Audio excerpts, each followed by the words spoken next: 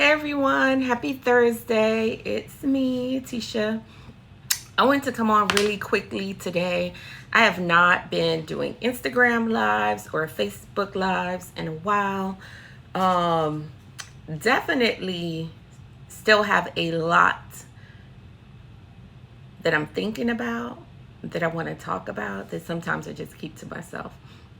If you've been following me, you know I share things about dating. I share things about business. Share things about being a mom. I share what I'm working on. I'm gonna wave. Hey, thanks for joining.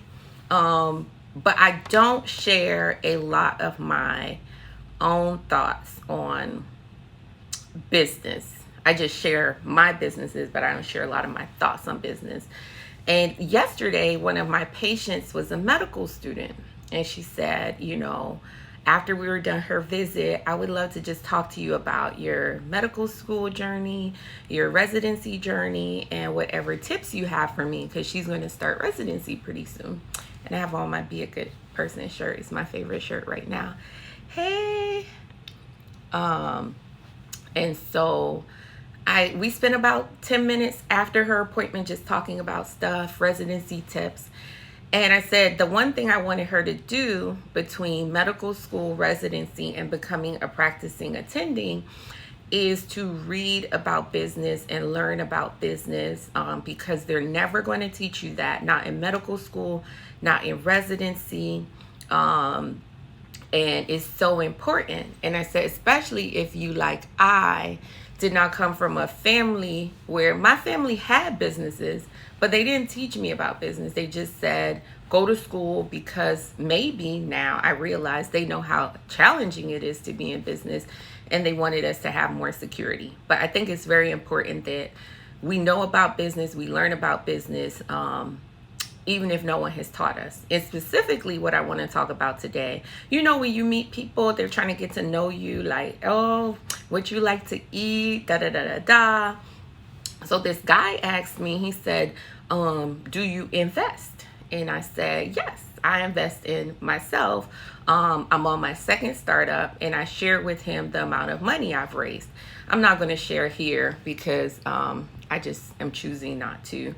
But compared to other small businesses, especially African American women, I'm proud of what I have raised so far. I know that not a lot of people have raised that amount of money. So I'll share this saying that I thank God for everything he's done for me, everything he's given for me. But I also feel like I'm at a point in my life where once your eyes are open, they cannot be closed. Hey, Jamal, my friend who is a physician's on, saying Dr. Rose. So I'm going to read this before I get into the meat of what I want to talk about today. My mom bought me this Joyce Meyer's devotional when I was in college, and I still read it year after year. Today's devotional says, his strength is perfect, and God, who provides seed for the sower and bread for eating, will also provide and multiply your resources for sowing and increase the fruits of your righteousness and active goodness. Literally, the pages are falling out. And charity, right? So God's blessing you so you can bless others. Hey, thanks for joining. That 2 Corinthians 9:10. It said there are people who have a lot but do nothing for others with what they have, and there are people who have a little but are able to do much with what they have. I'm not going to read the whole thing, but highly recommend this devotional. So back to what the guy asked me. He said, do you invest in and I know he meant the stock market. Even though he didn't say it, I know he meant the stock market. And I have to watch the time. I have a patient in a few minutes. And I said, no. And I know what he's getting at. He's trying to see, like, oh, feel me out. Is she like, a spender or investor saver? I get it, right? But what I want to talk about today is why I do not invest in the stock market. First, let me say I have utmost respect and admiration for people who do. I want to shout out my nephew, who is so smart and even in college has invested very well in the stock market. So it's not a knock to anyone who does. I actually have a WhatsApp chat for doctors to exchange stock market tips. So I'm not opposed to investing in the stock market. And I have a really good friend, Mr. Johnson, who's a hospital CEO, who I've learned a lot from seeing how much he's made in the stock market. So stock market is great, but why Tisha does not invest in the stock market? I was having a conversation with a very good friend this morning. And by conversation, I mean we're texting, and it's something I posted about yesterday. I posted, guys will get together for a section, but not get together on a business. And, we're really close, so he can be open with me and shared, like, he felt like, when he sees posts like that, we're putting down men. But I'm like, I can't do anything but keep it 100% real. And 100% real is what I see my friends. We do party together. We do get sections. We rent boats, all of that stuff. But I don't see us starting businesses together. And the reason I don't invest in the stock market, because I think the biggest long-term return on investment, as a woman who has been in business, seen what other people have made in the stock market, and seeing what can happen in from a startup, the end game is investing in startups. And I recognize it's easier for people to learn how to invest in the stock market than into startups. But if you're really trying to close the gap in terms of Black and white wealth, and I know there are a lot of other races, but that's the biggest comparison, the $100 to every $1, then Black people should be investing in startups, because the person making $8,000 on the startup or on the stock market, or $80,000 on Bitcoin or Dogecoin, there is somebody making 80 million from a startup they invested in and then went public and went to the stock market. What you're getting is Class C stock when they got the Class A stock, right? So when you see me talking about Honeycomb, what I'm offering is that Class A. By the time Honeycomb goes public, and I'm speaking it into existence, it will go public, you'll be buying Class C, right? So here's the thing. People who are on the stock market are all non-Black companies. I'm a Black woman. There's one, right? Kathy Hughes from Houston started Radio One, traded on NASDAQ, not on New York Stock Exchange. If any other Black companies are on there now, correct me and post it in the comments. But from what I know, and I look every year or so, she's the only one. So essentially, you're telling me, a Black woman, that I should take my money and invest in companies that are predominantly non-Black, who have already gotten money twice.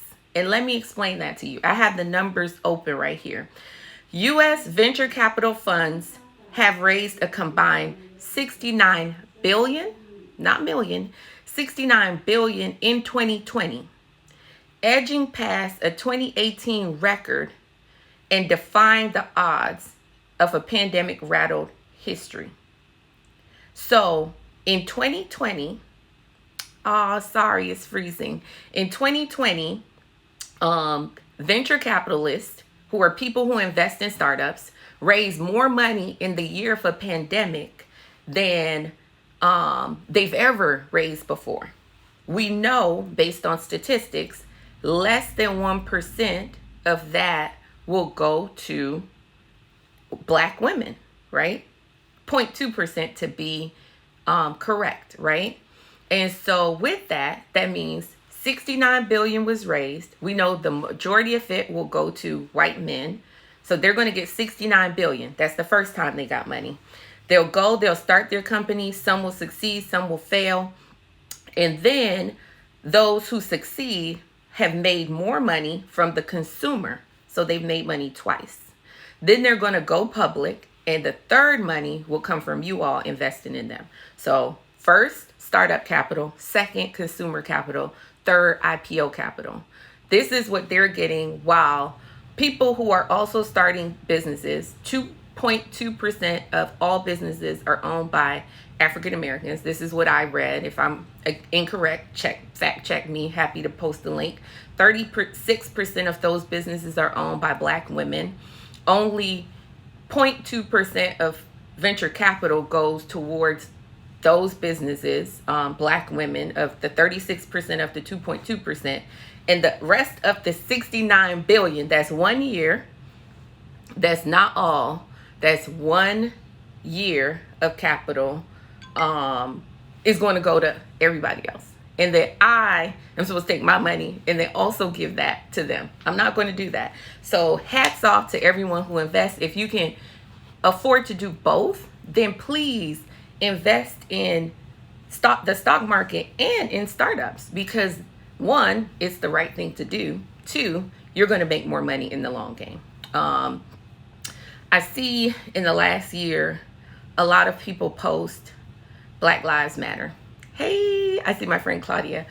I'm talking about business. If you're just coming on, go back, watch it. I'm about to hop off because I have a patient. Let me look at my screen. They might be online right now. I see a lot of people posting Black Lives Matter, and I think that's so dope. I love that people are in it for the culture. But the summary of what I've shared in this video is your bio, your tagline, say Black Lives Matter. But Black lives are tied to wealth, because a lot of the situations we see, the shootings, the killings, they're tied to poverty, right? I was riding the Peloton this morning and I was thinking, Tupac said, "'Cause I ain't never did a crime I ain't have to do." Poverty, crime, shootings, right? Jay-Z said, "If the world put your back against the wall and you have to brawl, do that." Poverty, crime, Black people dying. So if we want to fix crime, police killings, all of that, those things today in 2021, we have to correct this wealth gap, because when that single mom's working 2 jobs and her child is in the streets, that's increasing the likelihood her child's going to get killed, right? So if when that Black woman starts a business, you all invest in it, maybe she can afford to have childcare. Maybe she could be the next Black billionaire, millionaire. But if we are still stuck taking care of our homes, trying to start businesses, Black businesses open, close, open, close, open, close, open, close. Why? Lack of funding. So if you're going to put Black Lives Matter in your profile, then Black businesses must matter. Because what I see are Black Lives Matter in the profile, and your actions say white businesses matter. And I bet no one will put that in their profile, right? White businesses matter. But when only 0.2% of Black women get venture capital and 69 billion was raised in 1 year. Thank you, Claudia. I was like, God must have made me say billionaire right there. But when that's what we see, those are actions speaking. And I have love for the entire diaspora, Black, white, Asian, Indian, everyone. We're all one. But the truth that's staring us in our face is that Black people are the ones that are getting left behind. And we have to collectively, this is not a message to Black people, this is a message to all people, do our part to correct that. So in summary, that's why I have not invested in the stock market. Eventually I will. I told my nephew when he's done with college, he can manage my portfolio. But right now my focus is on building something that can create generational wealth, not only for my son, but my nieces, my nephews, and hopefully my grandchildren. So let me hop off, see my patient. I love you guys. It takes a lot for me to talk about topics like this, because sometimes I deal with that stay in your lane. Yes, you have an MBA, but you're a doctor. If you go live, just talk about health. But this is something I am extremely passionate about. And I see what women like me are going through trying to raise capital. And I see the strength of the collective, the strength that if we just come together, like if you have 10 friends and y'all party together, look up startups. And the last thing I want to share, then I'm going to hop off, is if you want to find startups, look up the angel investment clubs, join one, and be that voice for minorities in that angel investment club. Be aware they might not let you in. If you can't get in an angel investor club, then go into find business accelerators, which means they coach startups, and find out when they have pitch days. Google your city, Houston pitch day, Miami pitch day, Atlanta pitch day. Go show up and learn about the businesses. It's not just me. There are lots of people like me, different cities that are trying to start businesses and get the capital to take it to the next level. If I just wanted to be all right, I'll just be a doctor. I would be all right. This is when you're trying to take it to the next level. So go to a pitch day, and if you notice that there are no women or no people of color pitching, say something. Ask that group, where are they? Why have you all reached out to the people of color who should be here pitching? Because I've been there and been in a sea of, felt like a fly in a sea of milk. So speak up, use your voice, use your dollars. I love you guys. I put on my little face today so I can be cute and talk to you all. And I appreciate the support. Everybody sharing Honeycomb, investing in Honeycomb, using your contacts, sending it to your friends, the NBA players, the NFL players, the entertainers, telling them this is the next move. I appreciate you all. Have a great day. Bye.